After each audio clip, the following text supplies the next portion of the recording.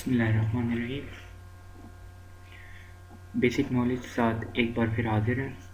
आज जो बेसिकली हमारा टॉपिक है वो आपको सामने नज़र ही आ रहा है, transformer interview question and answer के हवाले से हम बात करेंगे। 10 क्वेश्चन मैंने कुछ निकाले हैं, नेक्स्ट में इंशाल्लाह 10 और निकालेंगे या 5 जो भी इम्पोर्टेंट है।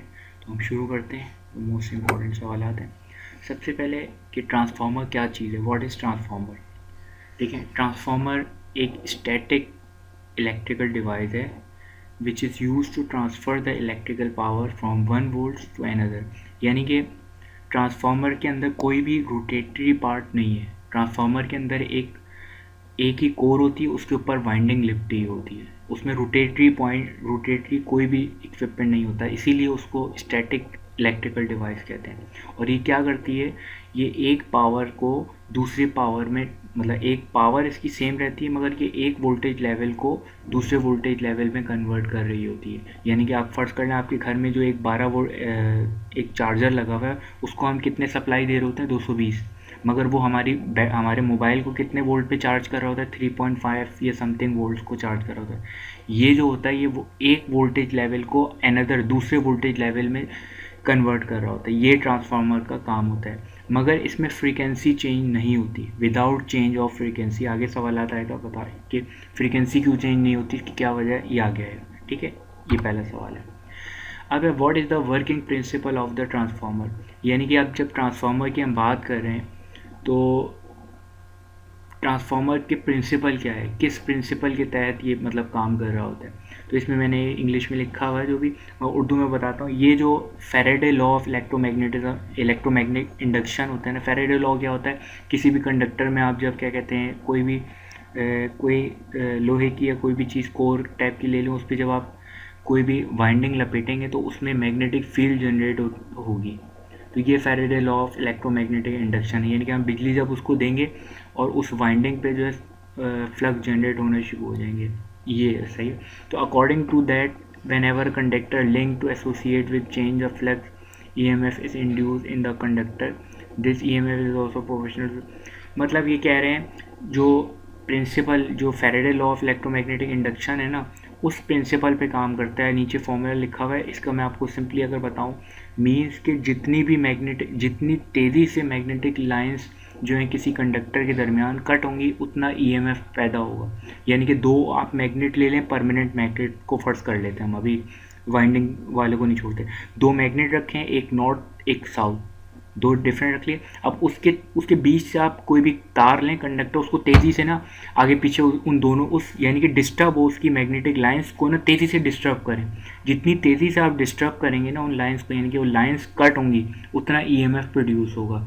ये बेसिकली उसका फॉर्मूला है, change of rate of flux rate of time multiply by number of turns या क्या कहते हैं, जो कॉइल के ऊपर जो टर्न्स होते हैं ना, उनको कह रहे हैं ये नंबर ऑफ टर्न्स। यानी जितनी वाइंडिंग आप तेज़ करेंगे, वाइंड ज़्यादा करेंगे तो उतनी तेज़ी से EMF प्रोड्यूस होगा। तो ये बेसिकली इसका फॉर्मूला, ये दूसरा उसका आंसर है। ठीक है, अब कह रहे हैं कि what do you understand by step up and, कह रहे हैं कि जब ट्रांसफार्मर की हम बात करते हैं तो ट्रांसफार्मर को कहते हैं कि भाई स्टेप अप ट्रांसफार्मर है, ये स्टेप डाउन ट्रांसफार्मर है।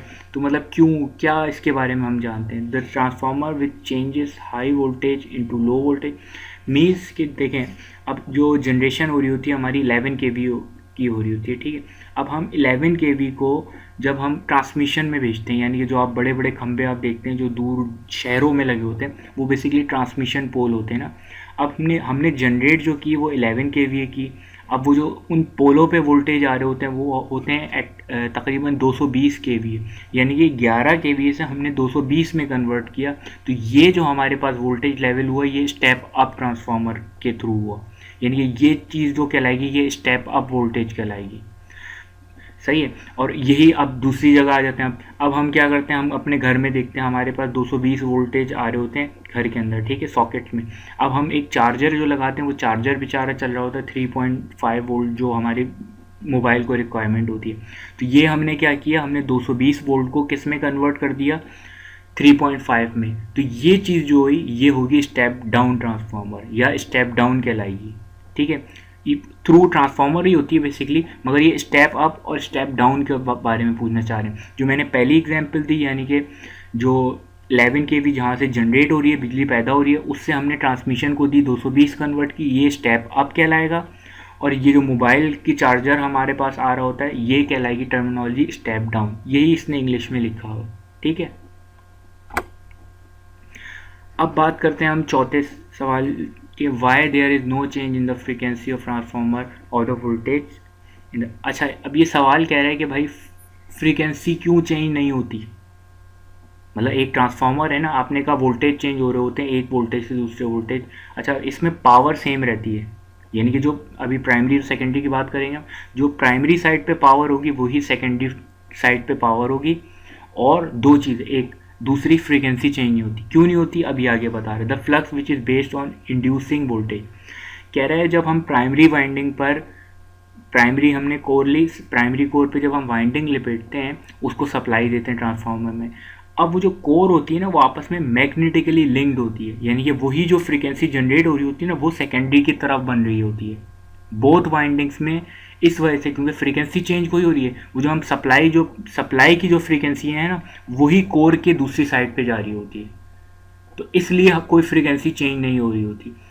Both the windings of the transformer, यानी कि जो ट्रांसफार्मर की होती है, जो बेस होती है जिस पे हमने इंड्यूस हो रहे होते हैं ना, क्योंकि हम जब किसी भी, मैंने पहले ही आपको बताया कि जिस कोई कोर ले लें, कोई लोहे की चीज़ ले लें, उस पर जब आप वाइंडिंग की शक्ल में आप तार को लपेटेंगे तो उसमें एक इंड्यूस ईएमएफ पैदा होता है, यानी कि ईएमएफ यानी कि वोल्टेज इस पैदा हो, मैग्नेटिक लाइंस पैदा हो जाएंगी। वो मैग्नेटिक लाइंस जो है ना, वो बेसिकली कोर के थ्रू हम सेकेंडरी साइड पे लेकर आ जाते हैं। यानी कि आपस में जो मैग्नेटिक की कोर होती है ना, वो लिंक्ड होती है, किससे, मैग्नेटिकली लिंक्ड होती है। इलेक्ट्रिकली कोई कनेक्शन नहीं होता प्राइमरी और सेकेंडरी में। वही फ्लक्स जो है जनरेट हो रहे होते हैं सेकेंडरी साइड पर, इसलिए मतलब इसमें चेंजिंग नहीं आती। कह रहे the winding of the transformer से the flux of the core has got definite frequency. Definite frequency होती है क्योंकि जब भी हम सप्लाई देते हैं हमें पता होता है कि भाई 50 हर्ट्ज फ्रीक्वेंसी है, 60 हर्ट्ज है, वही frequency. And it will be same होती है on the primary and secondary side, and the question of changing the frequency does not arise। कह रहे हैं कि भाई इसमें जब हम किसी भी प्राइमरी साइड पे सप्लाई देते हैं, वोल्टेज देते हैं, उसकी फ्रीक्वेंसी हमें पता होती है 50 हर्ट्ज। अब वही फ्रीक्वेंसी जो है सेकेंडरी साइड पर जा रही होती है, तो इसलिए कोई मतलब चेंजिंग फ्रीक्वेंसी का क्वेश्चन ही नहीं बन पाता, क्योंकि सेम फ्रीक्वेंसी होती है इसलिए, ठीक है, फ्रीक्वेंसी चेंज नहीं होती इसमें।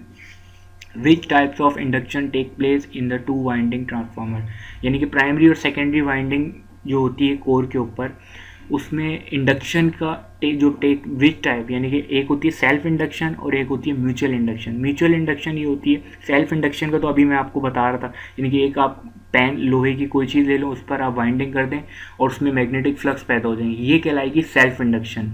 अब क्या म्यूचुअल इंडक्शन क्या कहलाएगी, इसमें जो ट्रांसफार्मर वर्क जिस टाइप की इंडक्शन कर रहा होता है वो म्यूचुअल टाइप इंडक्शन कर रहा होता है। म्यूचुअल टाइप क्या होती है, यानी कि मैंने एक कोर ली पूरी चकोर सी, पहली कोर की एक साइड पे मैंने एक वाइंडिंग लपेटी और एक दूसरी साइड पे वाइंडिंग लपेटी।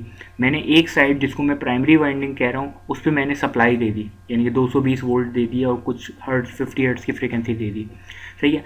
अब मैंने सिर्फ प्राइमरी को यूज़ किया, उस प्राइमरी जब इसको सप्लाई दी उसके लिंक से, यानी कि उसके अंदर जब वोल्टेज पैदा हुए, फ्रीक्वेंसी कुछ एक उसकी मखसूस थी, उस फ्रीक्वेंसी और उस वोल्टेज के रिस्पेक्ट से सेकेंडरी में भी वोल्टेजेस और कुछ फ्रीक्वेंसी तो सेम रहेगी, वोल्टेज पैदा होना शुरू हो गए। तो इस चीज़ को हम कहते हैं म्यूचुअल इंडक्शन, यानी कि एक फ्रीक्वेंसी को हमने सप्लाई दी, दूसरे पर खुद ब खुद आ गई वोल्टेज और सप्लाई फ्रीक्वेंसी, तो इस चीज़ को हम कहते हैं म्यूचुअल इंडक्शन।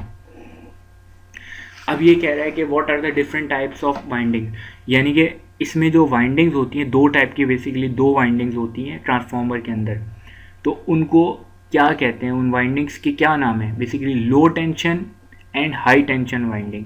मीन्स के एक वाइंडिंग को हम कहते हैं लो टेंशन और एक को हाई कहते हैं। अब कैसे हाई कैसे हो गई, हाई अब फर्स्ट कर लें कि जहाँ पे जनरेशन हुई उसने 11 kVA ने दी ट्रांसफार्मर को। अब ट्रांसफार्मर के एक साइड पे लगेगी जिसको हम प्राइमरी कह रहे हैं, वो लो होगी, LT होगी, यानी कि लो जो वोल्टेज इसकी होगी वो उसको हम लो टेंशन कहेंगे। अब उसी ट्रांसफार्मर ने जिसको हमने 11 kVA दिया था, उसने उसके आउटपुट से निकाले 220 kVA और ट्रांसमिशन में ट्रांसमिट कर दिए, तो इसकी जो आउटपुट होगी वो बेसिकली हाई टेंशन कहलाएगी, HT type H T side कहलाएगी। तो यानी कि प्राइमरी साइड को हम मोस्टली लो टेंशन कहते हैं और सेकेंडरी साइड को हम हाई टेंशन कहते हैं, या जो ज़्यादा वोल्टेज होते हैं उसको हाई टेंशन कहते हैं, जो कम वोल्टेज होते हैं उनको लो टेंशन कहते हैं।